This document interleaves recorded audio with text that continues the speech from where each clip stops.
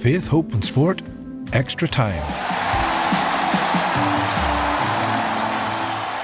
In Extra Time, we look at an issue that's been raised in the conversation I've just had with my guest or guests. Rather like a football cup game. If it's not finished by the end of 90 minutes, into extra time. In my conversation with Matthew and Rebecca, there were a lot of indications of sport having a healthy place in their family life. There was mutual respect between them, a willingness to see things from the other's point of view, and especially on Rebecca's behalf, to make sacrifices to allow Matthew's sporting career to flourish. Is it always like this?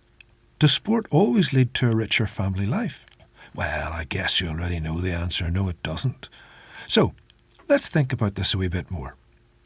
I reckon there can be 3 ways in which a parent can respond to their child's sporting activities.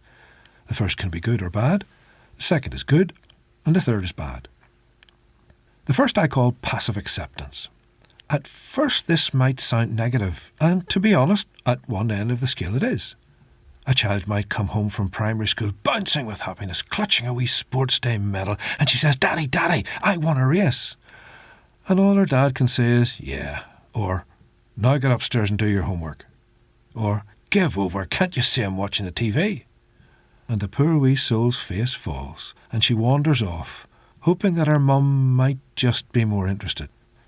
At the other end of the scale is something more positive. This is where mum or dad makes sure the kid has his rugby kit with him before he goes to school. Dad takes him and his friend to the match on Saturday morning and is organised with the other dad to bring the boys home. Mum and dad almost never go to watch a match, but they'll listen to the tale of the game with a smile, share the lads' joy after a win and agree that referees really can be awful. Well, at least sometimes. Mum may have no interest in sport at all, and sees another filthy kit come in for washing, but she shrugs and knows that, well, that's family life. Dad may be a big Manchester United supporter, and even go to the odd match across the water, and take his son. But rugby just doesn't do it for him. Yet, if the wee lad enjoys it, bless him.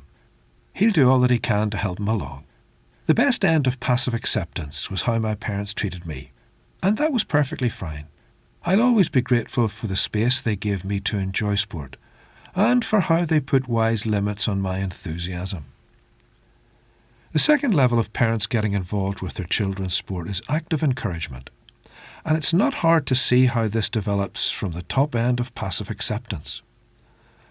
Active encouragement involves consciously taking steps to get a child involved in sport, and doing what the parent can to make sure that the child enjoys it as much as she can. So mum might take her son to swimming lessons. Dad might take him to play tennis on a Saturday afternoon and have a wee word with the coach to see if the lad has some potential. Mum might take her daughter to gymnastics and happily become part of the parental safeguarding team. And later Dad might take the girl to the local rugby club, give her a big hug when she doesn't make the team, and offer to go cycling with her to help her get a bit fitter and stronger. Active encouragement says a lot about the relationship between parents and children. Parents are taking up their responsibility to actively nurture the child's development, but are also drawing wise boundaries. Active encouragement might have to set limits to sporting activity so that schoolwork isn't neglected, and may well have to help the child understand the necessity of spiritual growth and discipline. Active encouragement guides the really talented child through the minefield of elite sport, but equally, the actively encouraging dad accepts that his talented son is happy playing park-level football and actually prefers playing the oboe or chess. It's not hard to see how active encouragement can drift over into toxic enthusiasm. Now, it's not for me to say whether parents such as Andy Murray's mum Judy or Tiger Woods' dad Earl crossed a line and pushed their sons too hard or not. Were they at the top end of active encouragement, or were they toxically enthusiastic? From what I've seen, I don't think they did cross over, to be honest, but genuinely I don't know. On the other hand, the fathers of tennis players Andre Agassi and Steffi Graf, and the father of the runner Jakob Ingebrigtsen, most certainly did. It's one thing to encourage a child to play better, maybe to point out a weakness, or to organise family meals so that a well-balanced diet is maintained. But it's quite another thing to push so hard that all the joy's drained out of sport, and maybe even drained out of life in general for the child. It's well known that parents can try to live out their own dreams through their children. When they try to do this, toxic enthusiasm isn't far away. They take out their own frustration with their failure by pushing the child harder and harder to achieve what they never could. Even when the child does achieve great heights, their relationship with their parent can have suffered irreparable damage.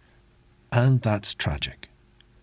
Another form of toxic enthusiasm is when a parent sets such a high standard that the child gives up on sport. The youngster just can't satisfy mum's demands, retreats into herself, and gives up. I remember taking my elder daughter to play in the final of a local badminton tournament. She was up against a girl whom she had played a few times before and they were evenly matched. During the first set, I noticed that my daughter wasn't herself. She wasn't stretching in the way that she normally did and making shots she normally would have made. At the end of the set, I asked her what was wrong. And she said, "Dad, did you see her mum before the game?" I knew what my daughter meant, because I had indeed seen her opponent's mum shouting at her as she warmed up. I said I had seen it, and she replied, "Dad, she needs it more than I do." There was toxic enthusiasm, and my teenage daughter saw it for what it was, and responded with generous grace. Boy, was I proud of her. So, how should parents shepherd their children through sport?